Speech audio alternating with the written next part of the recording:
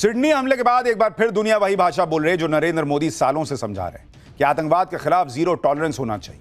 आतंकी हमलों और आतंकी देश को लेकर भले ही ट्रंप जैसे नेता डबल स्टैंडर्ड रखते हों, लेकिन सिडनी हमले को लेकर पीएम मोदी ने फिर दोहराया कि आतंकवाद के खिलाफ तगड़े एक्शन की जरूरत है। सोशल मीडिया पोस्ट में पीएम मोदी ने साफ लिखा कि ऑस्ट्रेलिया के बॉन्डी बीच पर हुए भयावह आतंकवादी हमले की कड़ी निंदा करता हूं, जिसमें यहूदी त्योहार हनुक्का के पहले दिन का उत्सव मना रहे लोगों को निशाना बनाया गया। भारत के लोगों की तरफ से मैं उन परिवारों के प्रति अपनी हार्दिक संवेदना व्यक्त करता हूं जिन्होंने अपने प्रियजनों को खो दिया। दुख की इस घड़ी में हम ऑस्ट्रेलिया के लोगों के साथ एकजुटता से खड़े हैं। भारत आतंकवाद के प्रति जीरो टॉलरेंस की नीति रखता है और आतंकवाद के सभी रूपों और अभिव्यक्तियों के खिलाफ लड़ाई का समर्थन करता है। यानी पीएम मोदी ने एक बार फिर यह समझा दिया कि तेरा आतंकवाद मेरा आतंकवाद वाला खेल मत खेलो। पीएम मोदी ने 7 अक्टूबर 2023 को भी इजराइल पर हुए आतंकी हमले की ऐसे ही कड़ी निंदा की थी।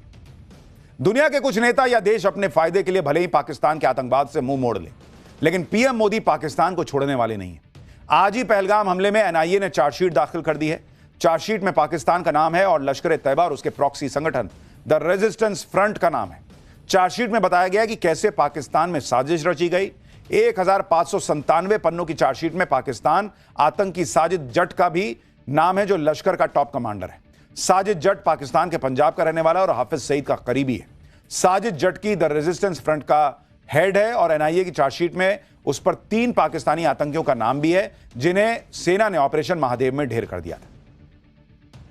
इधर पीएम मोदी पाकिस्तान को फोड़ने की तैयारी में लगे हैं, उधर पाकिस्तान के नेता खुद पीएम मोदी से गुहार लगा रहे हैं। सिंध प्रांत के एक नेता ने प्रधानमंत्री नरेंद्र मोदी को बकायदा चिट्ठी लिख दी है।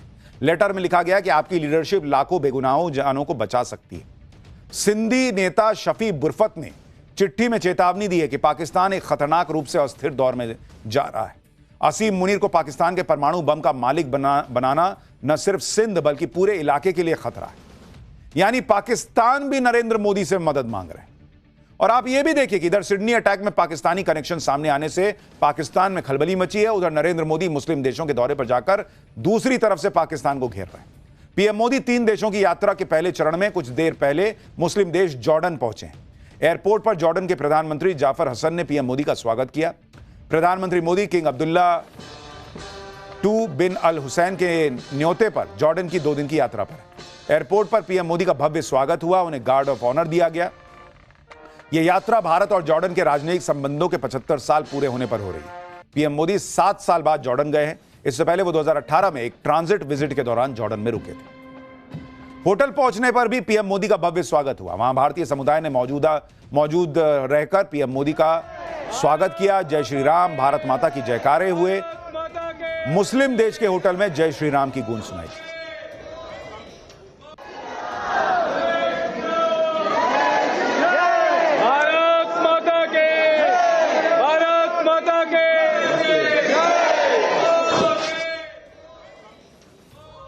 और अब पाठशाला में वक्त है अगले चैप्टर का। बड़े बड़े लोग लग गए साइड। मोदी शाह ने नितिन नवीन को ही बीजेपी का प्रेसिडेंट क्यों बनाया? इनसाइड स्टोरी क्या है? बंगाल चुनाव से पहले बिहार से ही बीजेपी अध्यक्ष क्यों बना? नितिन नवीन को वो काम जिसने प्रेसिडेंट बना दिया क्या? खड़गे के साथ राहुल ने ऐसा क्या किया कि पब्लिक में कांग्रेस अध्यक्ष वर्सेस बीजेपी अध्यक्ष की बहस छिड़ गई? अब इसका चैप्टर देखिए। नरेंद्र मोदी अक्सर बड़े बड़े सरप्राइज देते हैं और इस बार भी बीते 2 दिनों में पीएम मोदी ने 3 बड़े फैसले लिए, जिन फैसलों ने सबको चौंका दिया। प्रधानमंत्री नरेंद्र मोदी ने इन फैसलों से सबको मैसेज दिया कि आने वाले समय में क्या बड़ा होने वाला है। और आप खुद देखिए, पीएम मोदी ने पहले केंद्रीय मंत्री पंकज चौधरी को यूपी बीजेपी का अध्यक्ष बनाया। इसके बाद बिहार के मिनिस्टर नितिन नवीन को पार्टी का कार्यकारी अध्यक्ष बना दिया और आज संजय सरावगी के नाम का ऐलान बिहार के बीजेपी अध्यक्ष के तौर पर कर दिया गया। ये तीनों ही फैसले चौंकाने वाले हैं, लेकिन नितिन नवीन का राष्ट्रीय अध्यक्ष बनना सबसे ज्यादा चौंकाने वाला फैसला है, क्योंकि इसके बारे में तो कोई चर्चा ही नहीं थी भाई। बीजेपी ने वो काम कर दिया।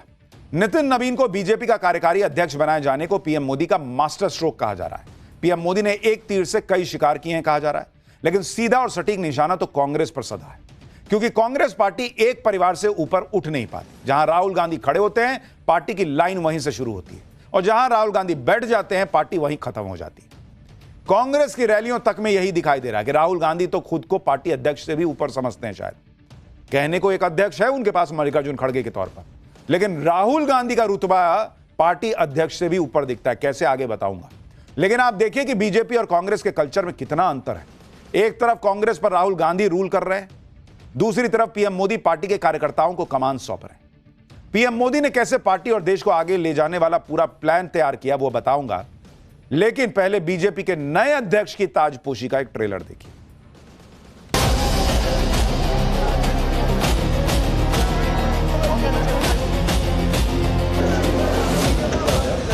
आम जनमानस जिस पर पार्टी को लोग कहते थे कि इसकी पार्टी है, आज गरीबों की पार्टी बनकर भाजपा खड़ी हुई। बहुत ही विनम्र, समर्पित कार्यकर्ता हैं, संगठन समझते हैं, 5 बार के विधायक हैं, मंत्री भी रहे हैं। अब नहीं रहा विश्वास भारतीय जनता पार्टी को लोकतंत्र में। इनके यहाँ क्या होगा? यहाँ से निकाला, दूसरे पॉकेट में डाल दिया। पोस्टर साटने से लेकर के राष्ट्रीय अध्यक्ष बनाने का बन सकता है, ये गांधी परिवार में नहीं हो सकता।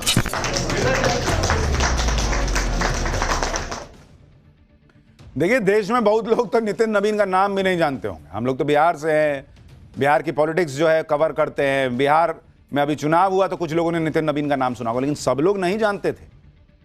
कई लोगों ने तो गूगल किया, कौन नितिन नवीन जी। लेकिन यही बीजेपी की खासियत है कि एक सामान्य से सामान्य कार्यकर्ता को भी अध्यक्ष का पद मिल सकता है। कोई भी हो सकता है बॉस।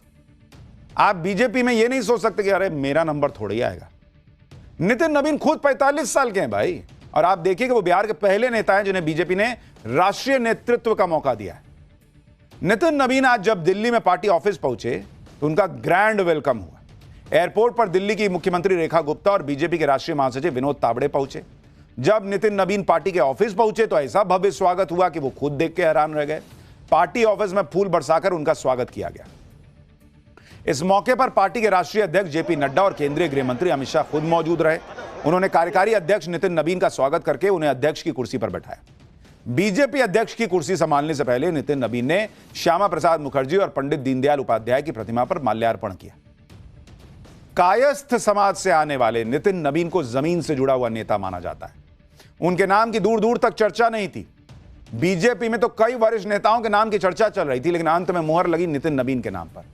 सुनिए बीजेपी का कार्यकारी अध्यक्ष बनाए जाने के बाद नितिन नवीन ने क्या कहा है, फिर आपको बताऊंगा कि नितिन नवीन ही क्यों।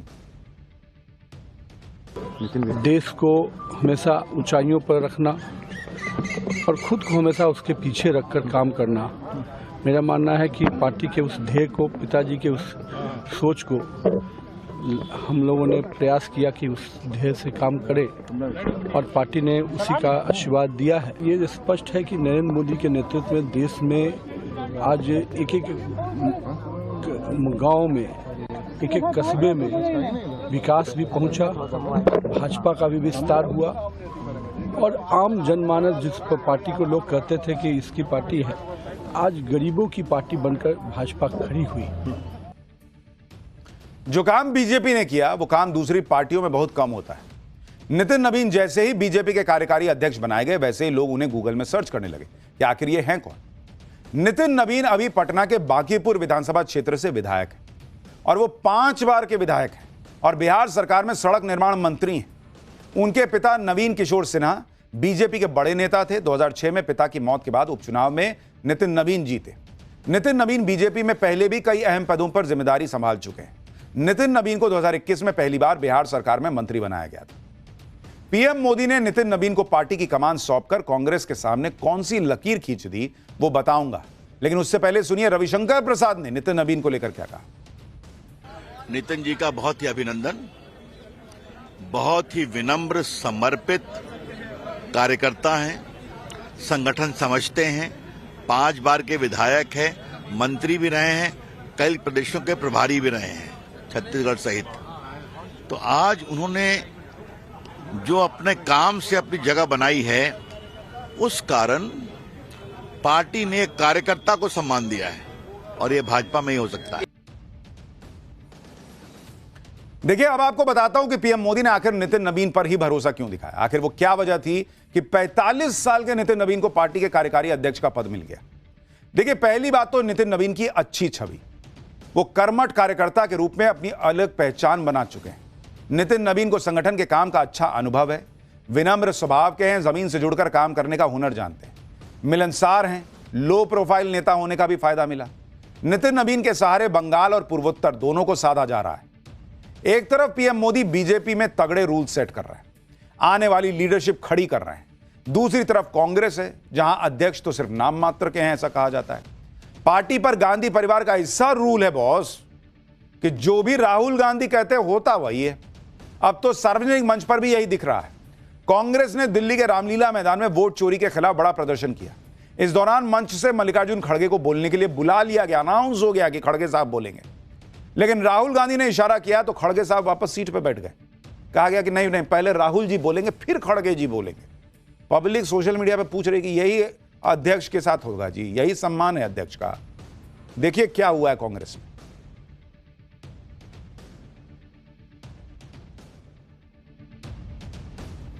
राष्ट्रीय कांग्रेस के सम्मानित अध्यक्ष आदरणीय मल्लिकार्जुन खड़गे साहब से कि वो आए और अपना आशीर्वाद हमें दें।